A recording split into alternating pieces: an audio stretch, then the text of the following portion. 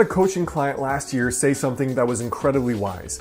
When he hired me, and in other words, I took him on as a coaching client, he said, "You know, Alex, the reason that I wanted to be your client is because I want to be where you are in a few years, and I know you did not get there by accident. You designed your life." And I thought that was extremely wise and spot on, because the thing is, so many of us wake up when we're 20 or 30 or 40 or 50 and realize we don't even know why we got here or how we're here. And we know for sure that this is not where I wanted to be, where we wanted to be years and years ago. Now in this video, I want to share my personal process I use for not only scripting the direction of your life, but how I reinvented my own life and consciously created it from 26 until 30.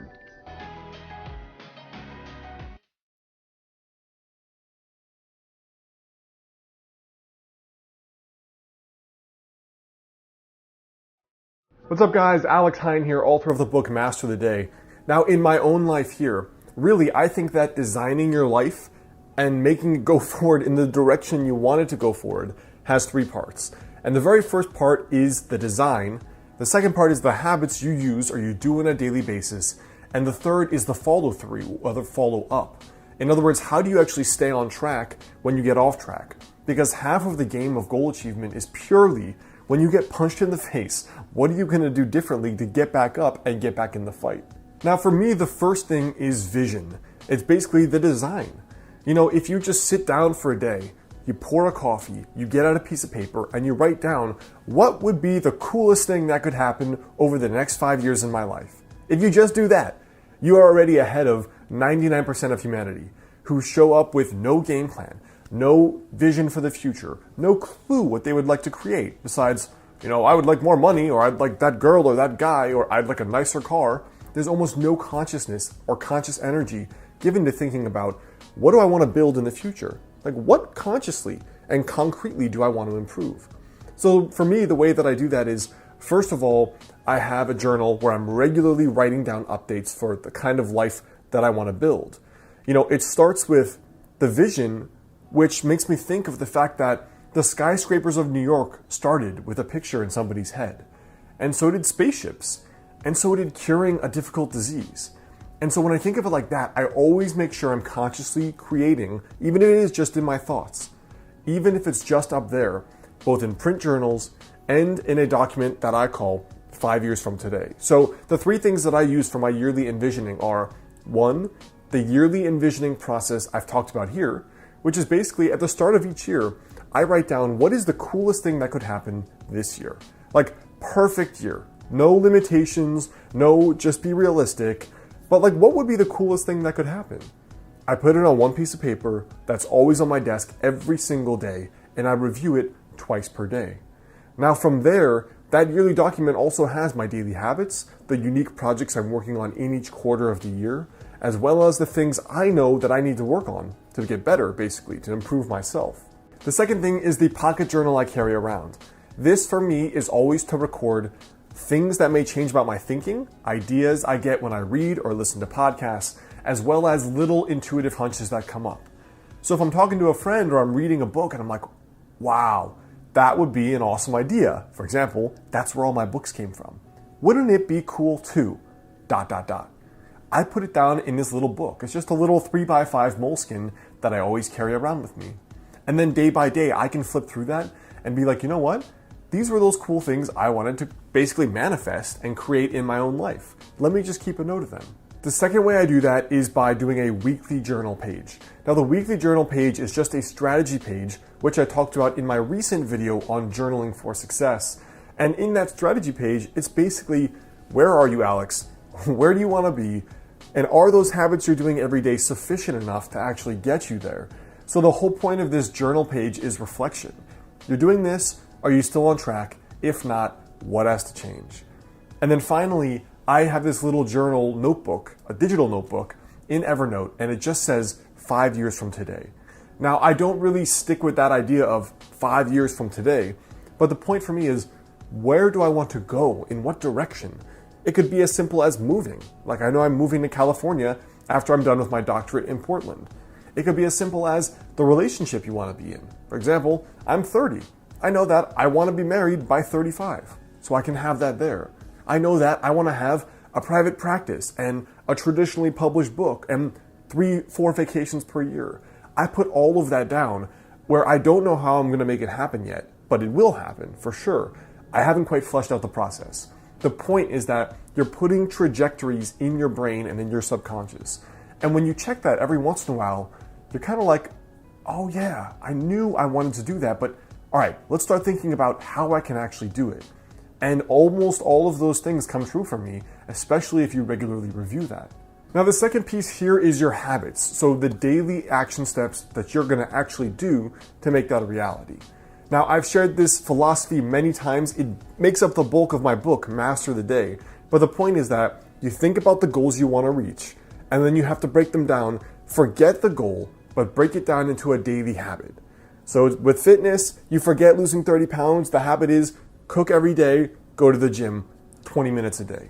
You want to write a book, you forget having written a book, you put down the habit, write 500 words a day. You want to be in an amazing relationship in 2 years, you forget that goal, you put the habit, I'm going to go out to 4 events where I might meet like-minded people. And that's your daily habit. So you bring it back to, what do I have to do today? Now, the way I track that is a combination of ways. So not only in that yearly visioning document do I put that, I also record it in Evernote. And the reason I do that is because every Thursday, I have a 30 to 45 minute mastermind call.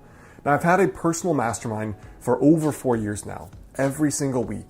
And it's basically started when I started my business because that was so difficult for me. But it progressed to, like, are you happy? Are you building the life you want? Is your ladder up against the right wall, as the saying goes? Because you might climb the ladder of success and realize you climbed the wrong ladder and you're not where you want to be. So it's also about conscious goal setting and being crystal clear on the path forward, making sure you're going down the right path you want to be down. So I actually have a maximum of 3 goals per year and then 3 habits per goal. For example, the goals are often much more complex than you think. Like, let's say you've only been sleeping 5 hours a night. Well, your daily ritual may have to be, I'm going to disconnect from the computer at 11, I'm not going to have coffee after 5, and I'm not going to stress myself out with homework or with work after a certain time. It may take a few habits.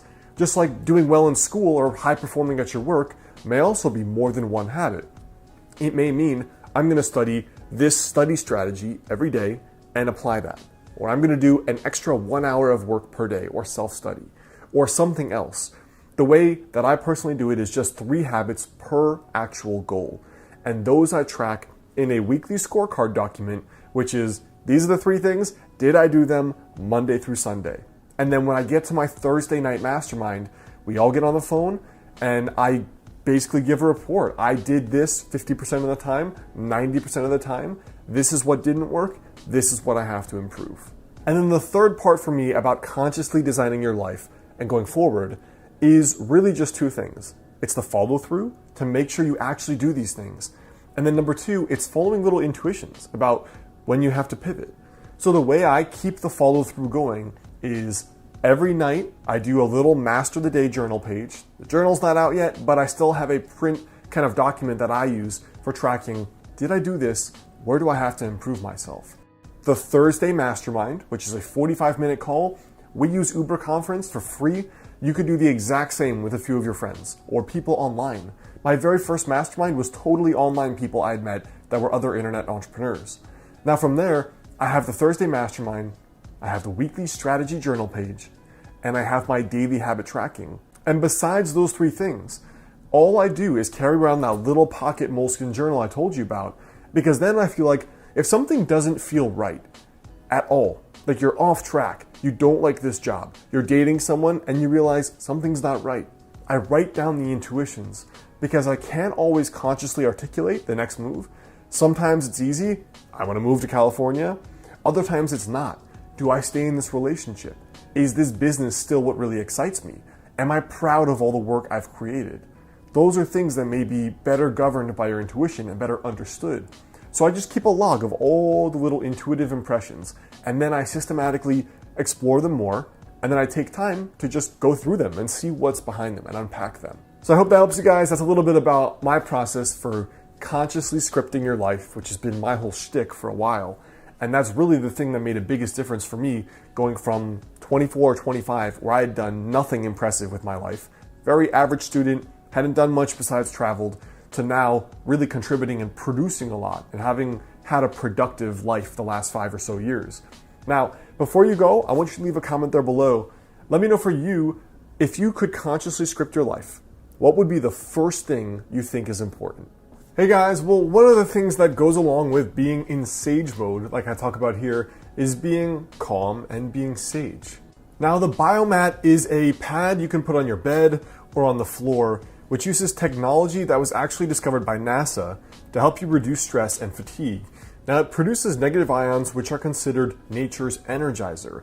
And these negative ions you can find in abundance in places like forests and mountains, waterfalls, and oceans. Now, the Biomat in particular is comprised of 3 parts that helps you have that stress relief and that fatigue relief. Now, the Biomat can also help with pain relief and circulation.